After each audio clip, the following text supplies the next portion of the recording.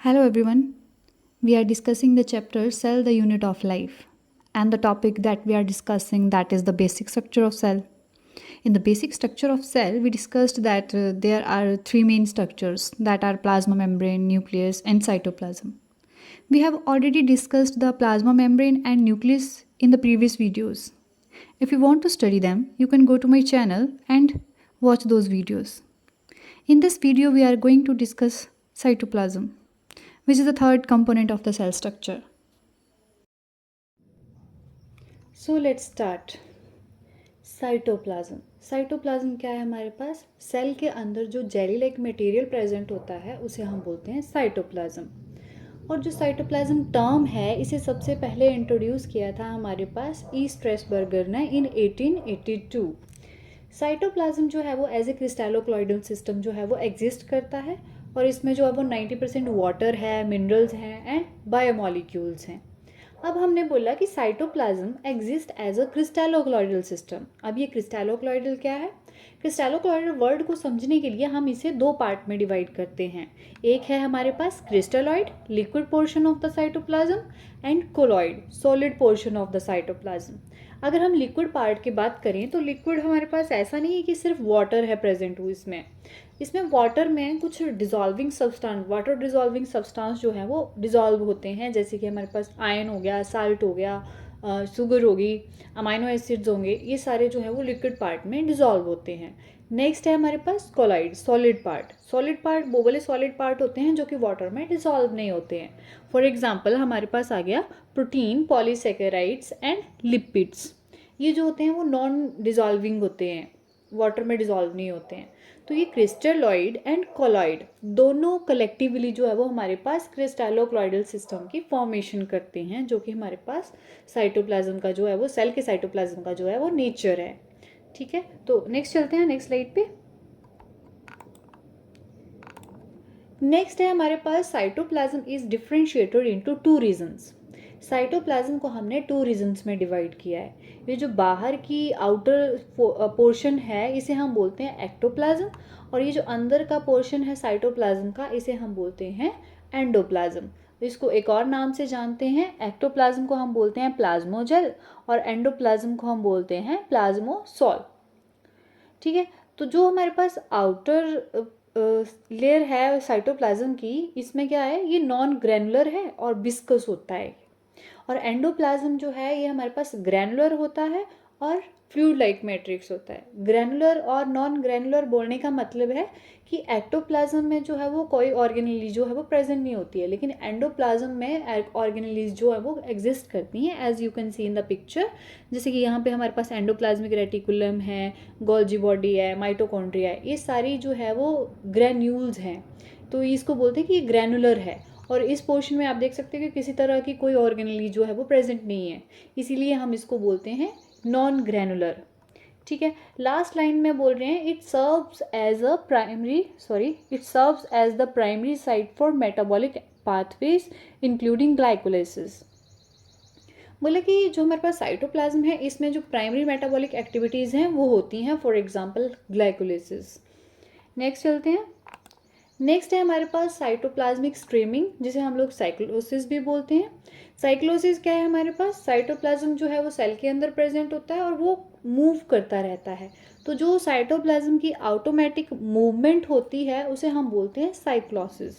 Cyclosis हमारे पास दो type की होती है, एक होती है रोटेशन और दूसरी होती है सर्कुलेशन। रोटेशन में क्या होता है कि एक सिंगल वैक्यूल होता है और उसी वैक्यूल के अराउंड जो है वो हमारे पास साइटोप्लाज्म जो है वो मूव करता रहता है, स्ट्रीम करता रहता है। और सर्कुलेशन में बात करें तो सर्कुलेशन में हमारे पास मल्टीपल वैक्यूल्स होते हैं और इन मल्टीपल वैक्यूल्स में जो है वो साइटोप्लाज्म जो है स्ट्रीम करता रहता है मल्टीपल डायरेक्शंस में। ये था हमारे पास टाइप ऑफ साइक्लोसिस के बारे में। नेक्स्ट लिखा है it assists in pseudopodia formation in amoeba and food distribution in paramecium. जो साइटोप्लाज्मिक स्ट्रीमिंग है ये जो हमारे पास अमीबा है इसमें सीडोपोडिया की फॉर्मेशन में हेल्प करती है और पैरामीशियम में फूड डिस्ट्रीब्यूशन में हेल्प करती है। नेक्स्ट चलते हैं। सो नेक्स्ट है हमारे पास transport across cell membrane. Cell membrane को हम लोग प्लाज्मा मेम्ब्रेन भी बोलते हैं। प्लाज्मा मेम्ब्रेन जो है वो सिलेक्टिवली परमिएबल होती है, सिर्फ सिलेक्टेड मटेरियल को ही सेल के अंदर आने देती है। तो ये जो सेल के अंदर मटेरियल को लेके आती है, तो ये हमारे पास डिफरेंट डिफरेंट तरह से इसके प्रोसीजर हैं इसको अंदर लेके आने के लिए। तो ट्रांसपोर्ट हमारे पास सेल मेम्ब्रेन में डिफरेंट डिफरेंट टाइप का होता है, तो इसको हम 1 बाय 1 जो है वो डिस्कस करेंगे। सबसे पहला है हमारे पास पैसिव ट्रांसपोर्ट। तो पैसिव ट्रांसपोर्ट में क्या होता है कि जो मूवमेंट होती है मॉलिक्यूल्स की, वो होती है हमारे पास from higher concentration to the lower concentration, और इसमें किसी तरह की जो एनर्जी है वो यूज़ नहीं होती है। As you can see in this picture, यहाँ पे हायर कंसंट्रेशन है और यहाँ पर लो कंसंट्रेशन है। तो हायर कंसंट्रेशन से जो है वो मॉलिक्यूल जो है वो लोअर कंसंट्रेशन की तरफ मूव कर रहे हैं, और यहाँ पर आप देख सकते हैं कि किसी तरह की कोई एनर्जी जो है वो यूज़ नहीं हो रही है। अब पैसिव ट्रांसपोर्ट के एग्जांपल देखें तो इसमें सबसे पहला है हमारे पास डिफ्यूज़न एंड सेकंड है हमारे पास ऑस्मोसिस। डिफ्यूज़न में क्या होता है, गैसेस की जो है वो ट्रांसपोर्ट होता है from higher concentration to the lower concentration, जैसे कि हमारे पास ऑक्सीजन होगी, कार्बन डाइऑक्साइड होगी। ऑस्मोसिस में क्या होता है कि वाटर की मूवमेंट होती है from higher concentration to the lower concentration. ये था हमारे पास पैसिव ट्रांसपोर्ट के बारे में। नेक्स्ट है हमारे पास फैसिलिटेटेड डिफ्यूज़न। तो इसमें भी जो मूवमेंट है वो higher concentration to lower concentration ही होती है, बट इसमें डिफरेंस बस इतना है कि यहाँ पर ये एक चैनल या फिर कैरियर प्रोटीन का यूज़ करता है, ताकि जिसकी वजह से जो है वो मॉलिक्यूल जो है वो पास होते रहते हैं। इसमें भी किसी तरह की कोई एनर्जी यूज़ नहीं होती है। और इसमें एग्जाम्पल है हमारे पास ग्लूकोज। ग्लूकोज किस तरह से आरबीसी में एंटर करता है, वो होती है फैसिलिटेटेड डिफ्यूज़न। जैसे कि हम इस पिक्चर में देखें, ये हमारे पास जो है वो सेल मेम्ब्रेन है और ये हमारे पास आरबीसी है, और यहाँ पे है हमारे पास चैनल प्रोटीन या फिर बोल सकते हैं कैरियर प्रोटीन GLUT1। ये हमारे पास ग्लूकोज है, ये आरबीसी के अंदर जो है वो जा रहा है इस GLUT1 के थ्रू। तो इस तरह की मूवमेंट को हम बोलते हैं फैसिलिटेटेड डिफ्यूज़न। जैसे कि अगर हम इसको अच्छे से समझना हो, जैसे हमने ये प्रीवियस स्लाइड में देखा, यहाँ पे ये है हमारे पास फैसिलिटेटेड डिफ्यूज़न, ये हमारे पास चैनल प्रोटीन है। तो इसके थ्रू जो है वो ये मॉलिक्यूल जो है वो पास हो रहे हैं, लेकिन किसी तरह की कोई एनर्जी जो है वो यूज़ नहीं हो रही है। ये था हमारे पास फैसिलिटेटेड डिफ्यूज़न के बारे में। अब नेक्स्ट है हमारे पास एक्टिव ट्रांसपोर्ट। एक्टिव ट्रांसपोर्ट में जो सब्सटेंसेस की मूवमेंट होती है वो होती है हमारे पास lower concentration to the higher concentration, और इसमें जो है वो एनर्जी की यूज़ होता है, और एक स्पेशल तरह की प्रोटीन यूज़ होती है जो कि इसको ट्रांसपोर्ट में हेल्प करती है। फॉर एग्जांपल हमारे पास हो गया सोडियम पोटेशियम पंप। नेक्स्ट चलते हैं। नेक्स्ट है अब हमारे पास बल्क ट्रांसपोर्ट। बल्क ट्रांसपोर्ट मतलब बड़े बड़े जो मॉलिक्यूल्स होते हैं उनका ट्रांसपोर्ट कैसे होता है सेल में। तो जब सबसे पहले हमारे पास फैगोसाइटोसिस। फैगोसाइटोसिस में क्या होता है कि सेल जो है वो सॉलिड पार्टिकल्स को इनगल्फ करता है, अपने अंदर लेके जाता है, फिर डाइजेस्ट करता है। For example WBC, as you can see in the picture, यहाँ पे हमारे पास ये बैक्टीरिया है, ये हमारे पास WBC है। WBC ने सीडोपोडिया की फॉर्मेशन करी और इस बैक्टीरिया को जो है वो अपने अंदर इनगल्फ कर लिया और उसको डाइजेस्ट कर दिया। फिर उसके बाद आया हमारे पास पिनोसाइटोसिस। पिनोसाइटोसिस में क्या करते हैं कि सेल जो है वो लिक्विड कंटेंट को अपने अंदर लेके जाता है, जैसे कि यहाँ पे आप देख सकते हो, ये बाहर लिक्विड कंटेंट है और ये हमारे पास प्लाज्मा मेम्ब्रेन है। तो जैसे ही लिक्विड कंटेंट आ रहा है तो प्लाज्मा मेम्ब्रेन जो है वो अंदर को इनफोल्ड हो रही है और इस लिक्विड कंटेंट को अपने अंदर लेके जा रही है। ये था हमारे पास बल्क ट्रांसपोर्ट के बारे में। नेक्स्ट चलते हैं। तो अभी तक हम पढ़ रहे थे सेल के साइटोप्लाज्म के बारे में। अब हम नेक्स्ट पढ़ेंगे सेल ऑर्गेनेलीज। साइटोप्लाज्म के अंदर कुछ स्ट्रक्चर्स जो हैं वो फ्लोट कर रहे होते हैं। एक तो उनमें से न्यूक्लियस है, जिसके बारे में हम लोग पढ़ चुके हैं। अब इस न्यूक्लियस के अलावा जो भी स्ट्रक्चर्स फ्लोट कर रहे होते हैं सेल के साइटोप्लाज्म में, उसे हम बोलते हैं ऑर्गेनेलीज। तो ये जो ऑर्गेनेलीज हैं ये हमारे पास दो तरह की होती हैं। एक होती है हमारे पास मेम्ब्रेन बाउंड और दूसरी होती है नॉन मेम्ब्रेनस स्ट्रक्चर्स। तो मेम्ब्रेन बाउंड वो ऐसी ऑर्गेनेलीज होती हैं जिनके अराउंड जो है वो मेम्ब्रेन प्रेजेंट होती है। नॉन मेम्ब्रेनस में कोई मेम्ब्रेन जो है वो प्रेजेंट नहीं होती है। तो मेम्ब्रेनस में मेम्ब्रेन बाउंड ऑर्गेनेलीज में आते हैं हमारे पास endoplasmic reticulum, Golgi apparatus, lysosome, vacuoles, mitochondria and plastid. Non membranous structures में आते हैं हमारे पास राइबोसोम, सेंट्रोसोम एंड साइटोस्केलेटन। ये था हमारे पास सेल ऑर्गेनेलीज। अब इनके बारे में हम लोग डिटेल में 1 बाय 1 जो है वो डिस्कस करेंगे। चलते हैं नेक्स्ट स्लाइड पे। नेक्स्ट है अब हमारे पास एंडोप्लाज्मिक रेटिकुलम। एंडोप्लाज्मिक रेटिकुलम जो है वो न्यूक्लियस के अराउंड ही प्रेजेंट होती है। हमने जब हमने न्यूक्लियस पढ़ा था तो हमने बोला था कि जो न्यूक्लियस का आउटर लेयर होती है, जिसे हम लोग आउटर मेम्ब्रेन बोलते हैं, वही जो है वो अपने आप को एक्सटेंड करके जो है वो एंडोप्लाज्मिक रेटिकुलम की फॉर्मेशन करती है। इसे हम बोलते हैं एंडोप्लाज्मिक रेटिकुलम। एंडोप्लाज्मिक रेटिकुलम जो है वो 3D नेटवर्क है और इसमें हमारे पास ट्यूब्यूल्स और सैक्स प्रेजेंट होते हैं। नेक्स्ट लाइन में बोलते हैं it divide cytoplasm into luminal and extra luminal compartments. तो इस एंडोप्लाज्मिक रेटिकुलम क्या करता है, जो साइटोप्लाज्म होता है उसको दो पार्ट में डिवाइड कर देता है। ये जो इसके अंदर जो साइटोप्लाज्म प्रेजेंट होता है उसे हम बोलते हैं ल्यूमिनल साइटोप्लाज्म, और जो इसके बाहर जो साइटोप्लाज्म होगा उसे हम बोलेंगे एक्स्ट्रा ल्यूमिनल साइटोप्लाज्म। ये था हमारे पास साइटोप्लाज्म के बारे में। नेक्स्ट चलते हैं structural element of endoplasmic reticulum. Endoplasmic reticulum के स्ट्रक्चर के बारे में बात करें तो हम इसमें जो है वो हमारे पास सिस्टर्नी प्रेजेंट होती है, और सिस्टर्नी जो होती है वो फ्लैट सैक लाइक स्ट्रक्चर है। ट्यूब्यूल्स हैं जो कि ब्रांच ट्यूबुलर स्ट्रक्चर हैं। वेसिकल्स हैं जो कि राउंडेड वेसिकल लाइक स्ट्रक्चर्स हैं। अब नेक्स्ट बोले कि ये तीनों मिलकर जो है वो हमारे पास कंप्लीट एंडोप्लाज्मिक रेटिकुलम की फॉर्मेशन कर देते हैं जब ये इंटरकनेक्ट हो जाते हैं। तो अब हम इसकी डायग्राम को थोड़ा डीपली देखते हैं।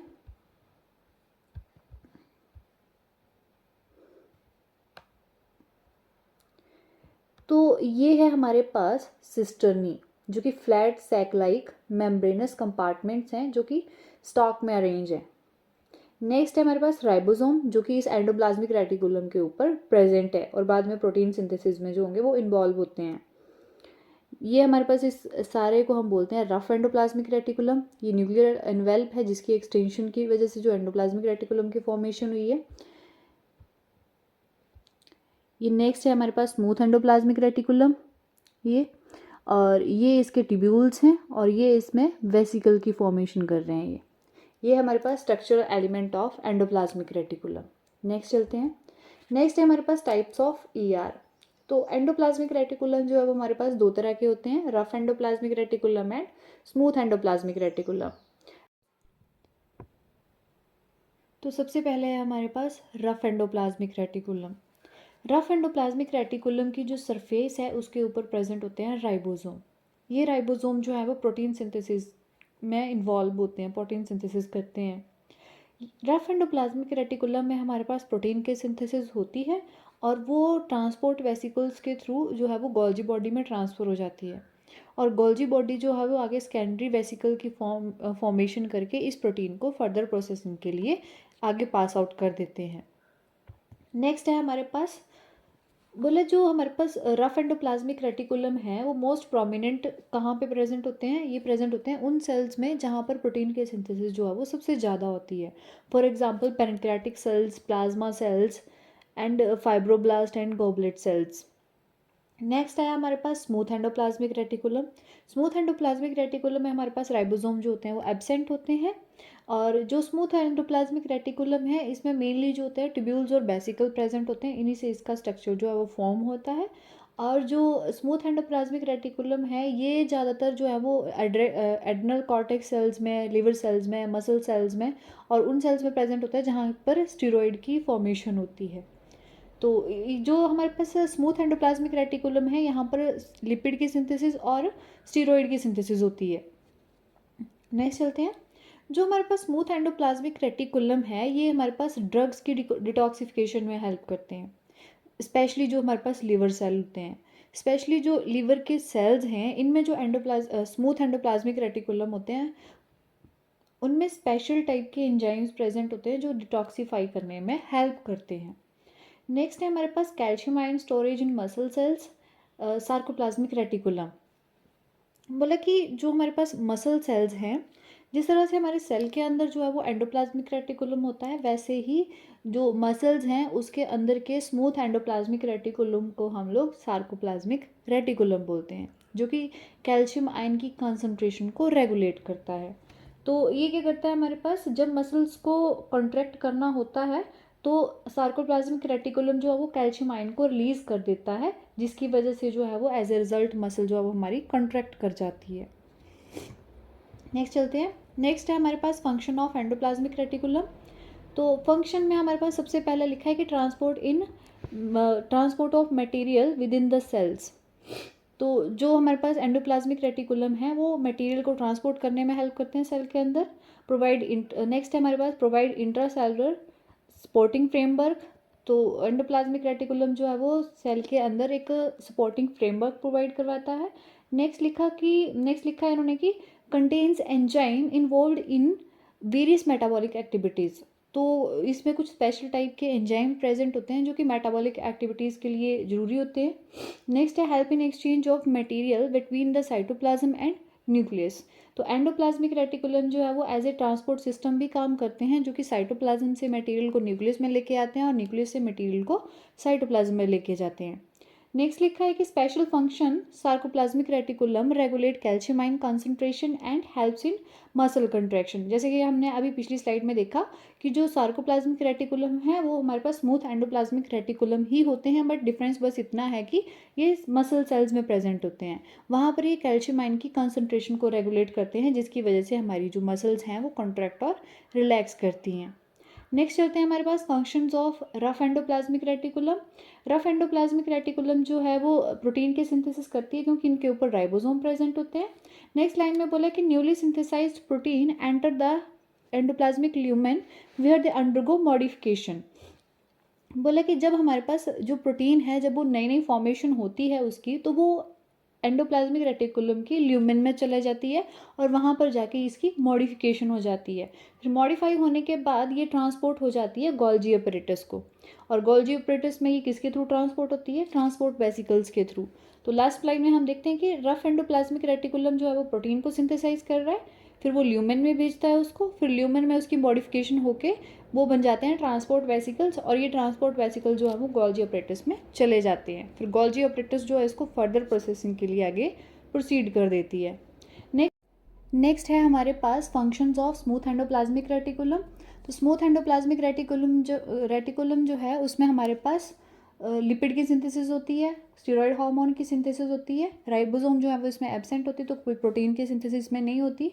और नेक्स्ट बोला है कि ये जो स्मूथ एंडोप्लाज्मिक रेटिकुलम है ये ड्रग्स की डिटॉक्सिफिकेशन में हेल्प करते हैं, specially in the liver cell, क्योंकि लिवर सेल के जो स्मूथ एंडोप्लाज्मिक रेटिकुलम होते हैं उनमें स्पेशल टाइप के एंजाइम प्रेजेंट होते हैं जो कि ड्रग्स को डिटॉक्सिफाई करने में हेल्प करते हैं। नेक्स्ट बोला कि in muscle cells specialised smooth endoplasmic reticulum form sarcoplasmic reticulum which regulate calcium ion for muscle contraction. तो जो हमारे पास स्मूथ एंडोप्लाज्मिक रेटिकुलम है उन्हीं को हम लोग सार्कोप्लाज्मिक रेटिकुलम बोलते हैं, बट ये जो है वो मसल सेल्स में ही हम इनको सार्कोप्लाज्मिक रेटिकुलम बोलते हैं। ये कैल्शियम आयन की कंसंट्रेशन को जो है वो रेगुलेट करते हैं। जब मसल को कॉन्ट्रैक्ट करना होता है तो सार्कोप्लाज्मिक रेटिकुलम जो है वो कैल्शियम आयन को रिलीज कर देता है, जिसकी वजह से हमारी जो मसल है वो जो कॉन्ट्रैक्ट हो जाती है। That's all for today's video. I hope you enjoyed it. If you have any question, feel to leave them in the comment below. Thank you for watching and see you in the next video.